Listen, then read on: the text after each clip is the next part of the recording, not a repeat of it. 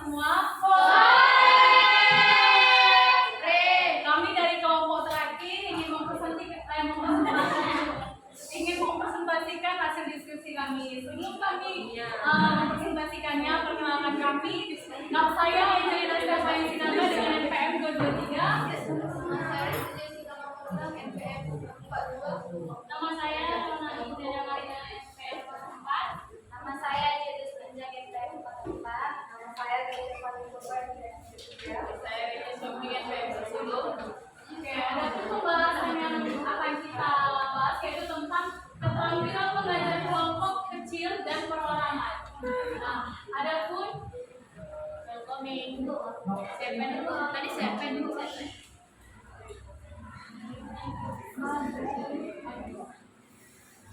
Oke, adapun pembahasannya yaitu yang pertama mengetahui pengertian keterampilan mengajar kelompok kecil dan perorangan. Yang kedua yaitu mengetahui komponen keterampilan mengajar kelompok kecil dan perorangan. Yang ketiga yaitu mengetahui tujuan dari keterampilan mengajar kelompok kecil dan perorangan. Yang keempat yaitu mengetahui peran guru dalam mengajar kelompok kecil dan perorangan. Yang kelima mengetahui kelebihan dan kekurangan keterampilan mengajaran kelompok kecil dan perorangan. Dan yang terakhir yaitu mengetahui tentang pengertian metode gasing. Jangan di situ. Nah, apa sih pengertian keterampilan mengajar kelompok kecil dan perorangan? Yaitu kemampuan untuk menggunakan akal, pikiran, ide, dan kreativitas dalam mengerjakan, mengubah ataupun membuat sesuatu lebih bermakna sehingga menghasilkan sebuah nilai dari hasil pekerjaan tersebut. Keterampilan dasar mengajar atau teaching skill adalah kemampuan atau keterampilan yang bersifat khusus atau more specific instructional behaviors yang harus dimiliki oleh guru, dosen, instruktur atau widyai suara agar dapat melaksanakan tugas mengajar secara efektif, efisien, dan profesional. Keterampilan mengajar kelompok kecil dan perseorangan adalah kemampuan guru atau instruktur dalam mengembangkan terjadinya hubungan interpersonal yang sehat dan akrab antara guru dengan siswa maupun antara siswa dan siswa, baik dalam kelompok kecil maupun perorangan.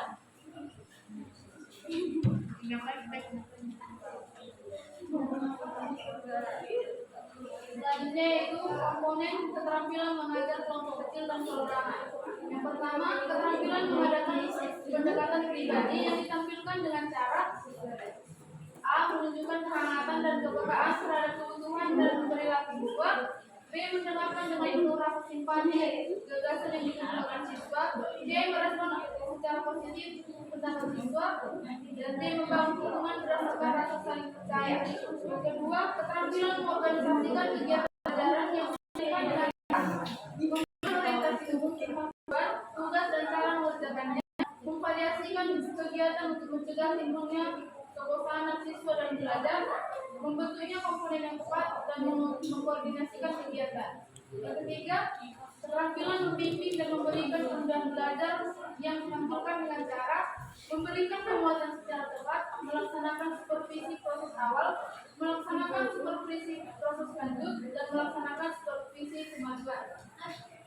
Yang keempat, keterampilan merencanakan dan melaksanakan kegiatan pembelajaran yang ditampilkan dengan cara siswa menetapkan tujuan belajar, membantu merancang kegiatan belajar, bertindak sebagai penasihat siswa yang membantu siswa menilai kemajuan dirinya sendiri.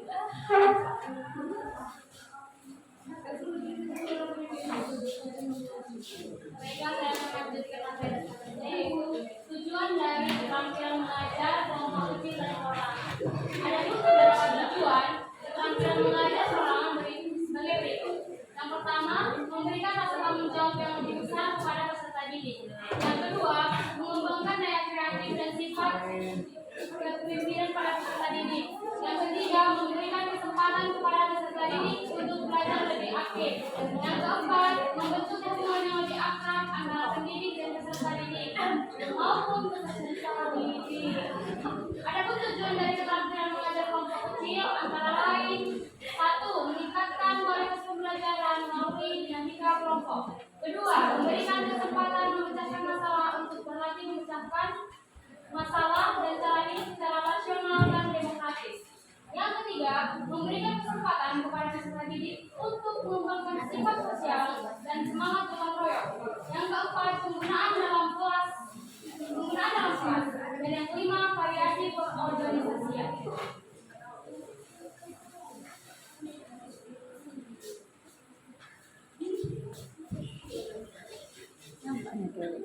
Baiklah, sini saya akan menjelaskan mengenai peran guru dalam mengajar kelompok kecil dan perorangan. Yang pertama itu organisator kegiatan belajar mengajar. Yang dimana dalam pengorganisasian ini yang paling utamanya itu adalah mengatur siswa dan memberi tanggung jawab kepadanya untuk melaksanakan tugas yang diberikan oleh guru, entah itu cara siswa melakukan kegiatan atau mengatur lingkungan belajar ataupun mengoptimalkan sumber belajar untuk mencapai tujuan pembelajaran. Yang kedua itu adanya sumber informasi bagi siswa, yang dimana guru adalah salah satu sumber informasi bagi siswa, baik informasi mengenai langkah-langkah pelaksanaan maupun informasi lainnya yang diperlukan oleh siswa. Yang ketiga itu adanya pendorong bagi siswa untuk belajar, yang dimana guru memberikan dorongan berupa motivasi agar siswa mau belajar. Guru harus menciptakan kondisi kelas yang merangsang siswa untuk melakukan kegiatan belajar dalam kelompok kecil dan perorangan. Orang yang merasa kesulitan siswa serta memberi bantuan yang sesuai dengan kebutuhan siswa. Guru mempunyai peranan mendiagnosa dalam proses pembelajaran, diantaranya mengenai anak secara individual, mengenai kemajuan belajar ataupun kesulitan belajar yang dihadapi oleh siswa. Yang keempat atau yang terakhir itu adanya penyadia materi dan kesempatan belajar siswa, yang dimana guru juga harus menyediakan materi pembelajaran yang akan diajarkan atau dipelajari oleh siswa dalam pengajaran kelompok kecil maupun perorangan. Peserta didik kegiatan yang mempunyai hak dan kewajiban yang sama seperti siswa lainnya.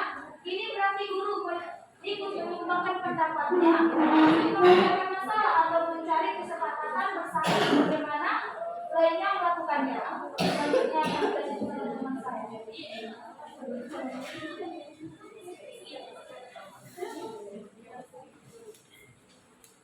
Selanjutnya ada kelebihan dan kekurangan keterampilan mengajar kelompok kecil dan perorangan. Kelebihan dalam mengajar kelompok kecil dan perorangan diantaranya yang pertama ada dalam proses mengajar ini memungkinkan penyerapan pelajaran pada setiap siswa dapat lebih maksimal. Yang kedua, guru dapat lebih mudah melakukan pendekatan pada setiap masing-masing siswa sehingga guru dapat memahami karakter masing-masing siswa. Jadi guru lebih mudah menentukan metode pembelajaran yang cocok untuk siswa. Kelemahan dalam mengajar kelompok kecil dan perorangan itu yang pertama ada pengembangan informasi kurang puas karena keterbatasan siswa. Kedua, kurangnya motivasi siswa dalam bersaing karena variasi karakter siswa terbatas. Yang ketiga, kurangnya edukasi sosial pada siswa. Selanjutnya menjadi pengertian metodikasi. Metode yang berasal dari dua kata yaitu meta yang berarti jalan dan fokus yang berarti melalui. Metode secara istilah adalah suatu jalan yang harus dilalui. Aziz Fajr-Rozi dan Erta Mahyudin menyebutkan bahwa metode berasal dari bahasa Yunani yaitu methodos yang berarti serangkaian langkah yang memadu ke arah pencapaian tujuan, berarti jalan, cara tindak dan pendirian. Metode merupakan suatu cara yang dipergunakan untuk mencapai tujuan yang telah ditetapkan oleh guru. Metode pembelajaran sangat penting dilakukan. Metode Gasing merupakan metode belajar matematika dengan menggunakan cara yang sederhana dan dipadukan dengan pendekatan logika atau meminimalisir penggunaan rumus serta menekan kepada suatu pembelajaran yang berupa kegiatan eksplorasi nyata atau konkret dari materi-materi yang disesuaikan dengan kurikulum sekolah. Kegiatan belajar mengajar menggunakan metode Gasing pada matematika dirancang sistematis dan sistematik dengan mengurutkan materi dari yang mudah sampai kegiatan yang sulit dengan tetap memperhatikan pada pencapaian tujuan sehingga memberikan kebermaknaan kepada siswa dalam belajar matematika. Selanjutnya dilanjutkan oleh Saudara.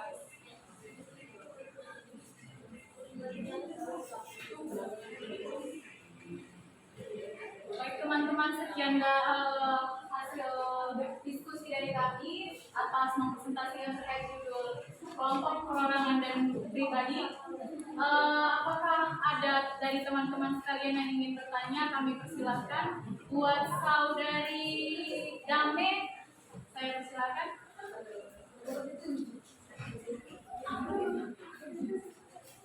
Perkenalkan, nama saya Dameria Alwanda, NPM 13, ingin bertanya, bagaimana cara mengatasi dinamika kelompok yang negatif seperti dominasi siswa tertentu atau konflik antar anggota kelompok?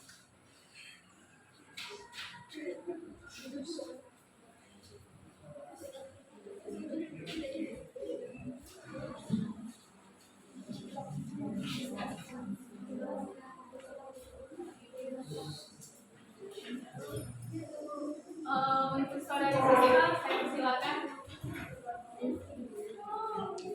Perkenalkan, saya Sekaliani NPM 39. Saya ingin bertanya, bagaimana cara Anda membangun kolaborasi antar siswa dalam pembelajaran berbasis GASI? Terima kasih.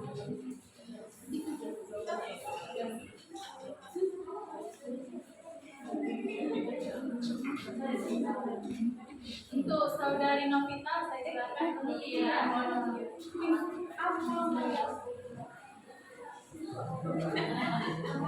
Baiklah, pertanyaannya, dalam diskusi kelompok terkadang ada satu atau dua orang yang aktif karena memiliki keterampilan berbicara, dan siswa lainnya terkadang cenderung pasif, bahkan ada yang tidak peduli terhadap kelompoknya. Nah, menurut kelompok saudari, sebagai calon pendidik nantinya, solusi apa yang bisa kelompok saudari tawarkan agar hal ini tidak terjadi? Terima kasih.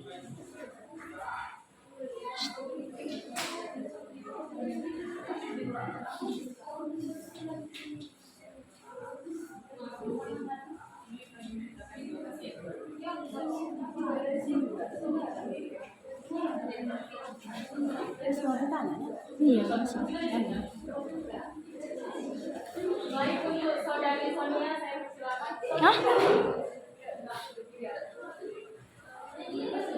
Baik, perkenalkan, nama saya Sedia Sakina Saragi dengan NPM 15. Saya ingin bertanya, menurut kelompok saudara, bagaimana kelompok saudara dapat mengintegrasikan model pembelajaran GASI dengan pendekatan pembelajaran lainnya, seperti pendekatan berbasis proyek atau pendekatan berbasis masalah untuk meningkatkan kualitas pembelajaran? Terima kasih untuk saudari Sonia. Untuk saudari Ica, saya persilakan.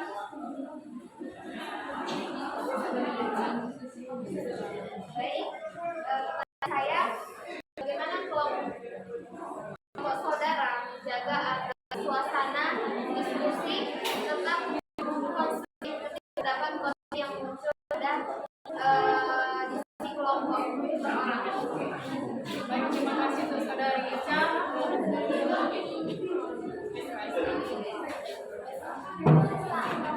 Untuk saudari Esa, saya persilakan.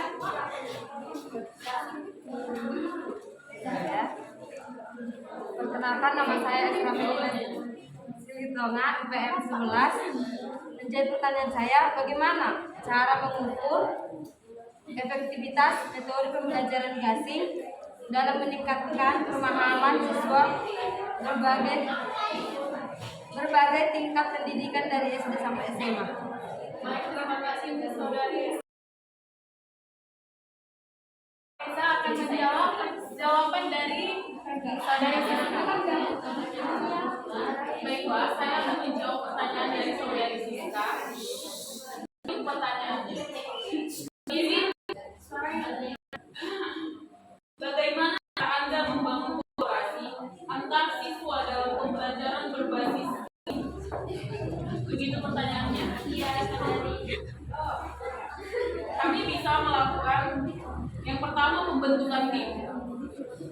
Jadi yang kedua penugasan kelompok, yang ketiga diskusi perencanaan, yang keempat pelaksanaan tugas, yang kelima refleksi bersama, yang keenam evaluasi kinerja, yang ketujuh penguatan kolaborasi, yang kedelapan pendekatan terbuka. Dengan mengikuti langkah-langkah tersebut, kita dapat membangun lingkungan yang tidak hanya kita yang sebagai guru, melainkan siswanya bisa jadi guru. Apakah saudari Tisna dapat menerima jawabannya? Baik, saya menerimanya. Terima kasih. Ya.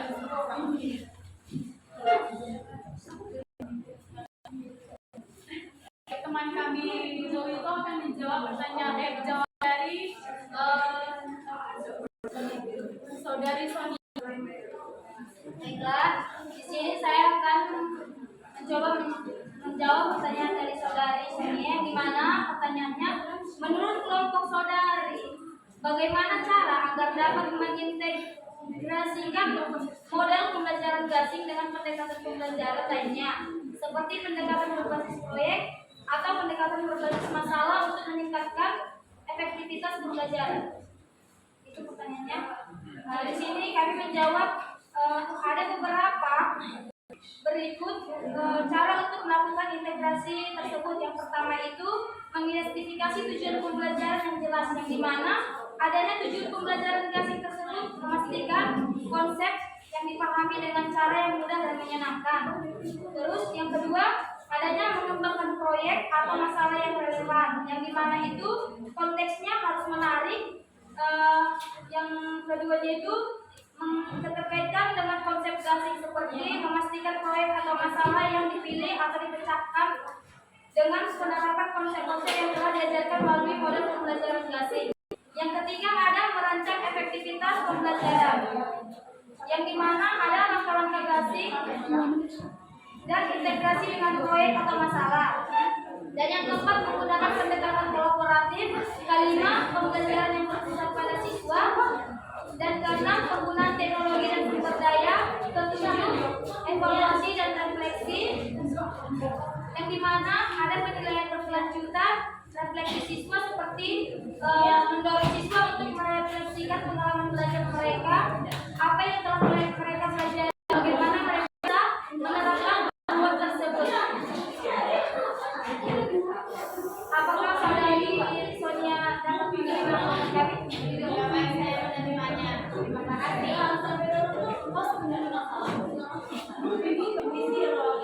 Baik, di sini saya akan menjawab pertanyaan dari Novia. Pertanyaan di mana pertanyaannya, bagaimana cara guru untuk menyamaratakan, ya istilahnya menyeimbangkan sistem pengetahuan dan tidak ada di satu kelompok itu yang aktif-aktif saja, sementara di kelompok lainnya tergolong tidak mampu. Kalau menurut pandangan kami, tahap yang pertama bisa kita kategorikan sebagai di situ keseimbangan antara gurunya itu, bagaimana memahami konsep pemahaman antara siswa A dan siswa B. Nah, maka bisa dikolaborasikan, bisa diseimbangkan antara yang kurang mampu dan tidak, antara kurang mampu dan mampu, maka bisa menjadi satu. Atau juga cara membuat suatu kolaborasi seperti membuat konsep wejangan hal sama seperti nama tadi, akan tetapi membuat kebijakan itu membuat kebijakan atau suatu alat permainan yang mungkin supaya sama-sama mudah untuk menangkap pelajaran tersebut. Bagaimana bagaimana tentang jawaban saya terhadap saudari Novia? Apakah menerima? Menerima. Oke, terima kasih.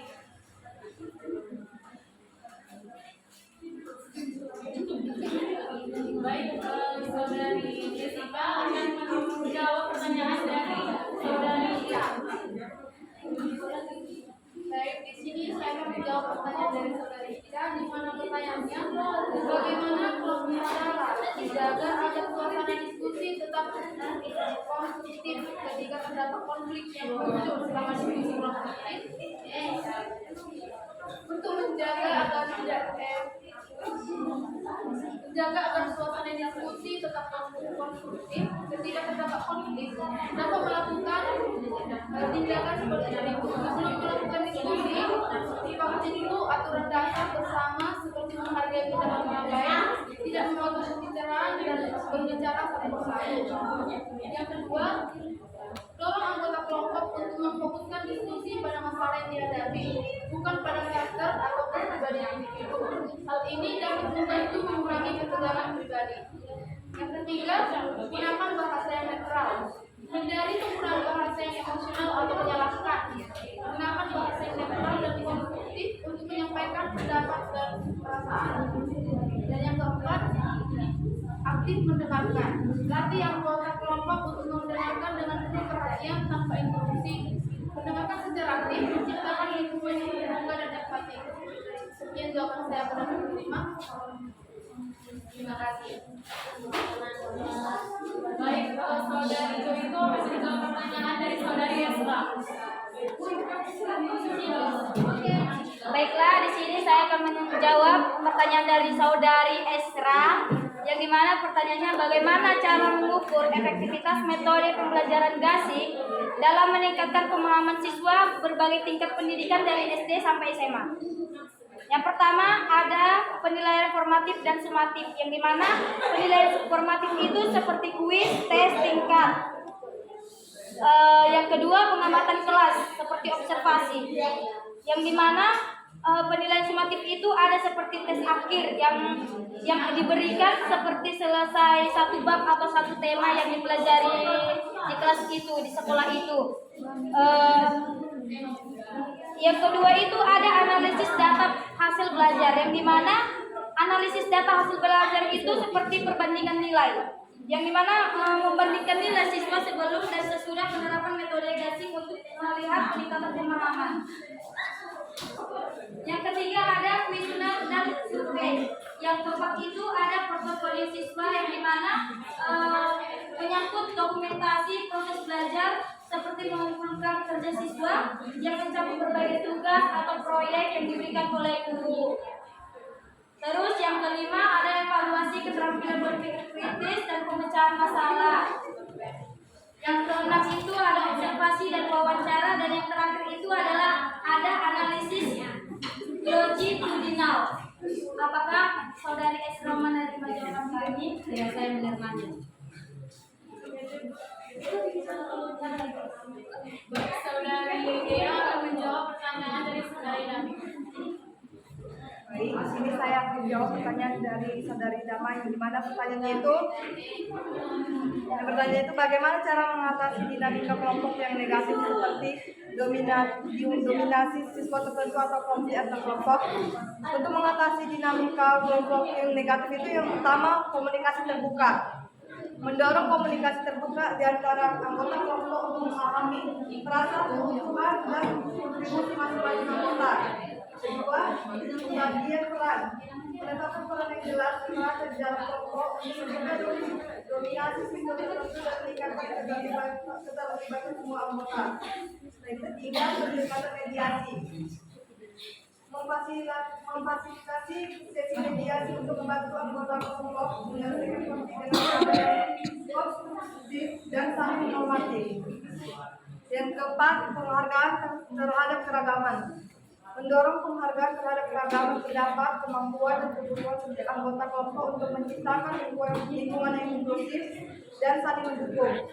Kelima, membangun kesadaran kelompok. Melakukan kegiatan atau diskusi yang membangun kesadaran kelompok tentang pentingnya kerjasama, keadilan, dan empati dalam mencapai tujuan bersama. Keenam, pendekatan individual. Berbicara secara individual dan cenderung mendominasi atau terlibat dalam konflik untuk memahami penyebab perilaku mereka dan mencari solusi bersama-sama. Yang ketujuh, bimbingan dan konseling. Jika memberikan bimbingan dan konseling kepada siswa atau kelompok yang mengalami kesulitan dalam berinteraksi atau bekerja sama. Apakah seorang dari Damelia menerima jawaban saya?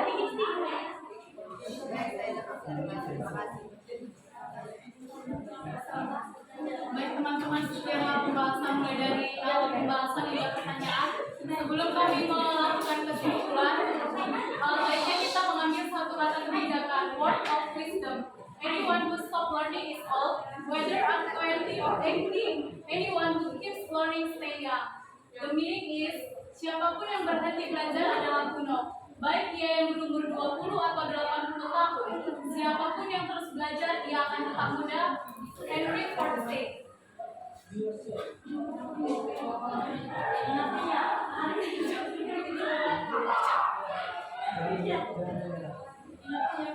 Dan ada pun kesimpulan dari pembahasan pada hari ini, yaitu keterampilan mengajar kelompok kecil dan perorangan adalah kecakapan menanamkan pengetahuan yang dilakukan pada sekelompok siswa dengan jumlah sekitar 3 sampai 4 siswa secara individu dalam dapat dengan tertutup muka dan memiliki berbagai peran sehingga dapat mengembangkan potensi diri tersebut. Keterampilan mengadakan pendekatan pribadi, keterampilan mengorganisasikan kegiatan pembelajaran, keterampilan membimbing dan memberi keindahan belajar, serta terdapat hal-hal yang perlu diperhatikan dalam penerapannya. Meskipun begitu, keterampilan belajar kelompok kecil dan perorangan. Baik, sekian hasil dari diskusi kami pada hari ini. Kami mengucapkan terima kasih.